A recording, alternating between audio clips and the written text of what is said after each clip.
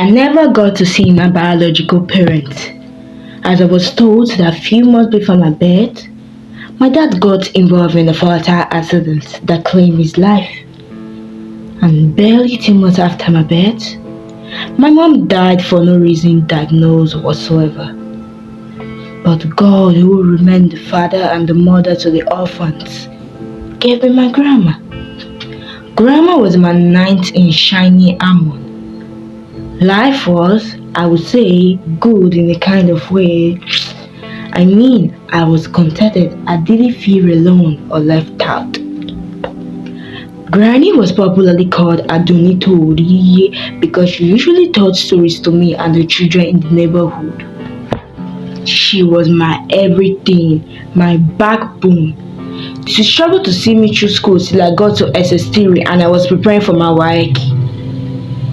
Not until Adenitori suddenly fell sick. It didn't take long before she went to see the great beyond. She went to heaven. My everything and hopes, dreams came crumbling down.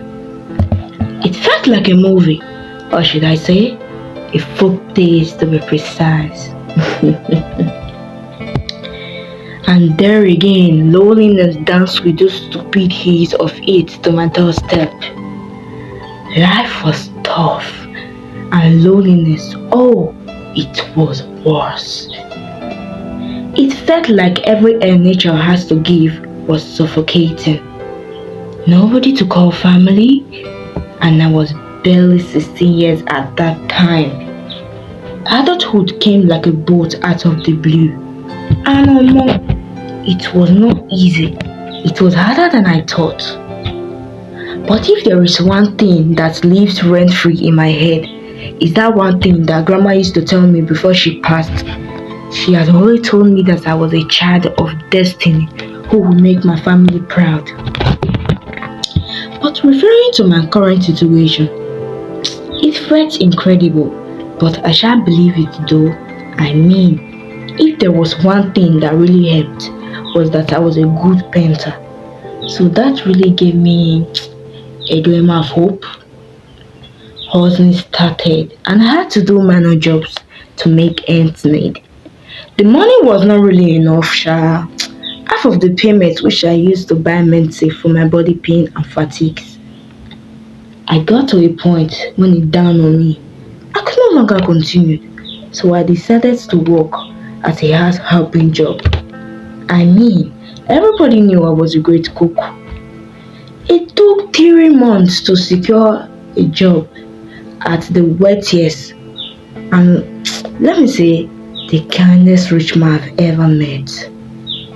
His mansion was the finest in town. Rumor even has it that the furniture in his living room were made of gold. The artwork that was boldly written with his name on the front of the mansion, it made it look so iconic. When I got a call that I'd be accepted, I was initially skeptical because I had no experience, but I was happy. My happiness knew no bond. It too dawned on me because I had suffered. Perhaps life repaying me for all the troubles. I finally resumed on that fateful Monday by 4 p.m. with my red sleeve shirt and my long skirt. I try, I beg. I know for a fact that I looked pretty. There was one word that came to my head that day. Omolara to sexy. I looked my best. I was beautiful.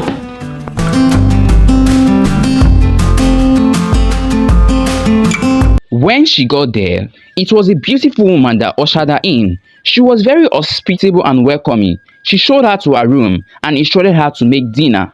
Omolara happily agreed and prepared it. When the Adeniyi had a taste of the meal, they were dumbfounded. The meat tasted heavenly. After the meal, Omolara was instructed to make different delicacies for tomorrow's party for the arrival of her son, Rashford Adeniyi. She happily agreed and swiftly got into preparation. The next day finally came, and it was the day for the arrival of the son of Mr. Adeniyi Williams. Few minutes after Omolara was done grilling the chicken, which Madam Fumilayo instructed her to make, because that was his favorite meal.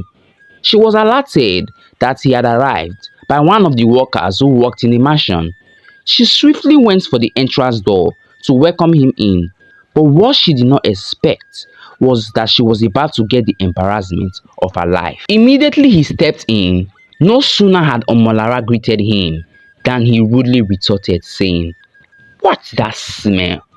There was literally nothing smelling. Omolara thought to herself she had been cleaning all day. Welcome, sir. She said to ease the tension.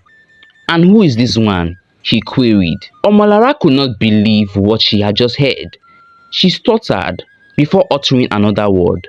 I am the new housemaid Mrs. Fumi just employed.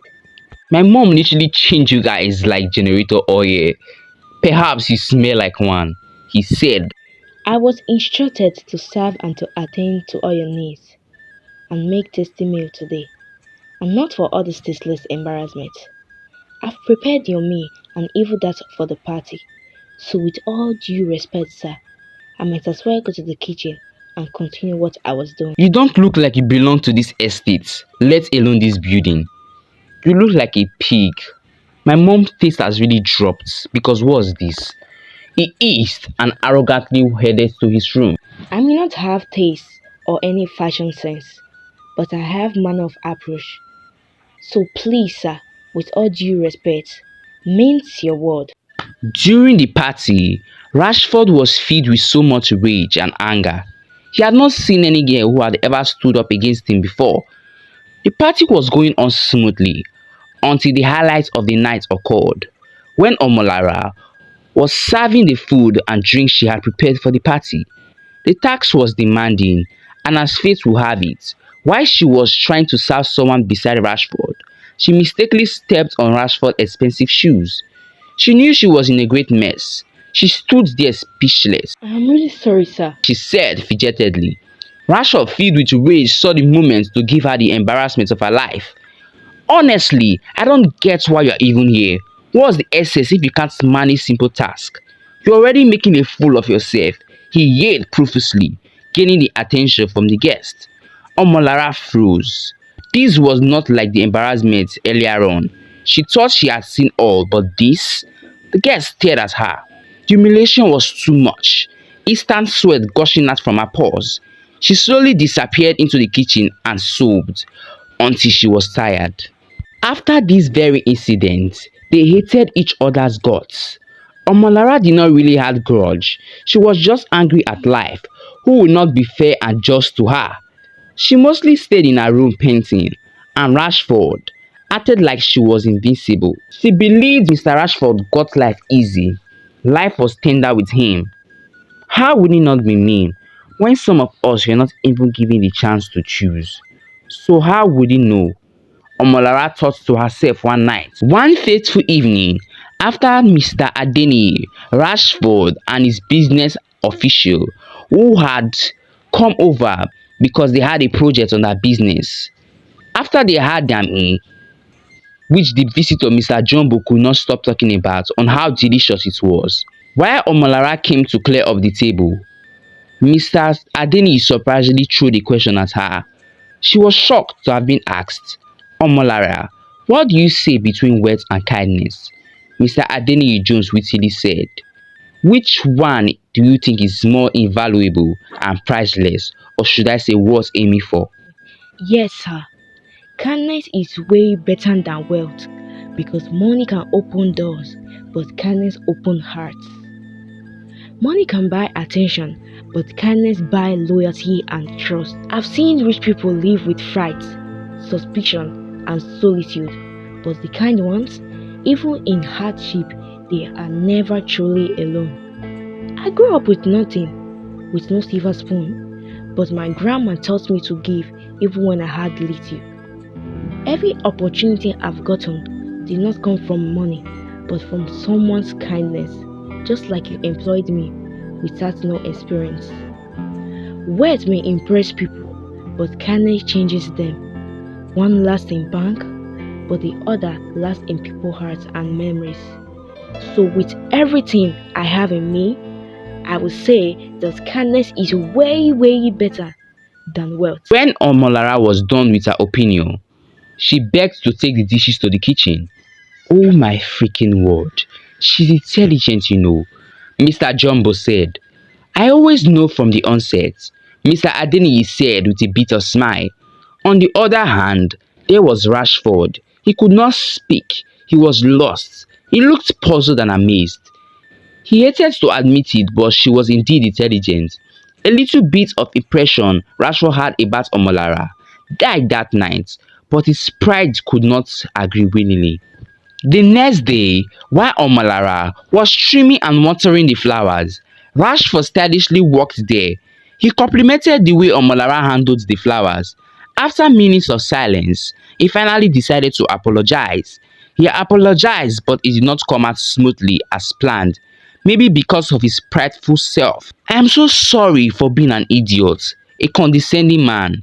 I didn't mean to cow you, but you didn't give me a choice. You really looked tacky that day of my arrival, and I couldn't help but laugh. Is this what you call an apology, sir? Omolara said softly. On seeing this, Rashford angrily walked out of the scene. For a moment, Omolara thought he had changed. While Rashford was going, he by chance got a glance of himself through a mirror, and for the first time, he did not like what he saw. He needed to do better. He swiftly turned back and he headed to Omolara's room, where he knew she would probably be. When he got there, he knocked with his hand, which had suddenly become heavy, and she opened. When she opened the door, Rashford held her hands. Please forgive me. I sincerely do feel remorseful. Omolara instantly agreed. I mean, sorry did not mean anything. It won't give her more life. It would hurt to her in any way whatsoever. Sorry only made sense, or should I say had effect, when Dr. Beji said to her, Grandma was dead. Rashford was starstruck when he looked around, and all he could see were beautiful art and paintings with vibrant colors and life. The paintings were indeed stunning. Omolara never ceased to surprise him. You paint too? Oh my god, this looks beautiful. This was someone entirely different. Someone with hidden depths, with talent, with a life far more than the walls of the mansion. There are so many things you don't know about me, sir. Omonara said softly. The week felt good and it seemed as though it went fast. For the first time in 4 months, the air felt fresh. It wasn't thick. She was on cloud 9, likewise Rashford. They gradually grew fond of each other, their friendship blossoming into something no one could ever thought was possible. Nights were sweeter. They would think of each other till an odd hour. It was 1 month since they reconciled, and I could say they were good for each other. One fateful morning, Rashford hastily went out with his SUV. He looked breathtaking, with his grey suit which fitted him and brought out his complexion. Nobody knew where he was going to, only for him to come back few hours later with shopping bags. He proceeded to the kitchen where he knew he would see her. When he got there, he showed her the things he got and he asked politely, Please, would you be my date and my girlfriend? He said amusingly, Okay sir, I will. Rashford reminded her that this was the last time she called him sir because he's officially her boyfriend. Later in the day, they were set. When Rashford saw her in the beautiful red flowery gown he got for her, he was astonished. He watched her come down from the stairs. He was certain Omolara would be his wife. Omolara looked magnificent and lively. He took her to different places. It was a 5-star restaurant and then to the cinema. It didn't end there. When they got back, a little resort had been arranged and organized. Omolara could not believe her eyes. They laid on the mat spread on the carpet grass inside the mansion and watched the stars. Gosh, it was so romantic. This is my best night since I was born. And I want to say thank you, Rashford. It was my pleasure, he responded happily. Omolara could not only believe she was being shown such love, but from whom it was coming from sworn enemies to best friends. Life made sense. Few weeks later, Rashford had to travel back overseas for a very urgent business deal. He didn't like the whole idea of him going back, but he didn't have the choice. They needed his presence there. Omolara, who had fell head over heels in love with him, she felt vulnerable and gloomy. Rashford told her about his departure and she forced a smile, but it didn't reach her eyes. I always known this day would come, she said as she bit her lips slightly. She didn't want to say what was in her mind. The fear of being alone and solitary again. I don't know what I'm going to do when you're no longer here. Omolara said as she shook her head, her voice which has become a whisper. Rashford, I go miss you. She said with her eyes shimmered with unshed tears, but she blinked them back as they hugged.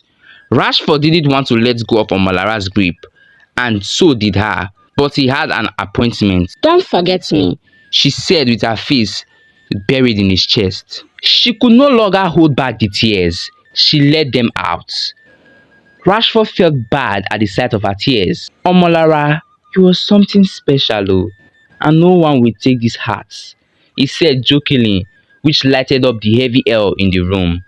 He quickly got his luggage and assured her that he would call her every day. Rashford kept to his word. He called every day, and it really livened the situation. Not until 6 months later, he stopped. It felt like a madness to Omolara. She could not breathe. She suddenly fell ill. Omolara was broken. She then decided to just resign from the job. The environment was no longer conducive. Everything she did literally reminded her of him. How they almost kissed in the kitchen, the late refreshment on the wetty grass in Adeniyi's mansion. Oh my goodness, so much to recall. She swiftly wrote a resignation letter and went straight to Mrs. Fumilayo. When she got there, she gave it to her and told her the reason that she had seen something more lucrative. The reason she wanted to resign felt absurd.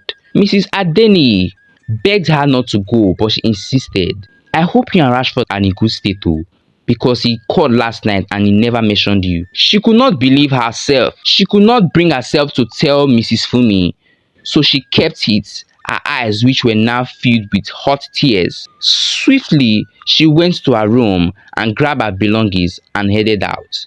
As soon as she reached for the gate, Mr. Adeniyi and Mrs. Fumi, who were outside already, looked sad.